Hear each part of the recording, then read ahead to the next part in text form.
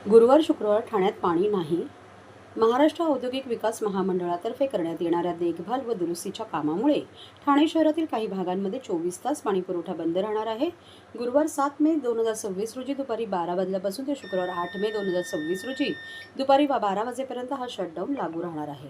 जांभूळ जलशुद्धीकरण केंद्रातील जलाशय येथे 12वी गुरुत्व वाहिनी क्रमांक 1, 2 व 3 वर उन्नतीकरण तसेच तातडीच्या देखभाल दुरुस्तीचे काम हाती घेण्यात येणार आहे.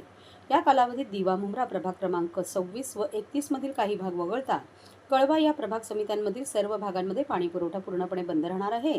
तसेच वागळे प्रभाग समितीतील रूपादेवी पाडा, किसन नगर क्रमांक 2, नेहरू नगर आणि मानपाडा प्रभाग समिती अंतर्गत कोलशेत खालचा गाव या भागांचा पाणीपुरवठा 24 तासांसाठी बंद राहणार आहे. पाणीपुरवठा सुरू झाल्यानंतर पुढील 1 ते 2 दिवस कमी दाबाने पाणी मिळण्याची शक्यता आहे. त्यामुळे नागरिकांनी आवश्यक तेवढे पाणी साठवून ठेवावे व पाण्याचा काटकसरीने वापर करावा असे आवाहन ठाणे महानगरपालिकेतर्फे करण्यात आले आहे.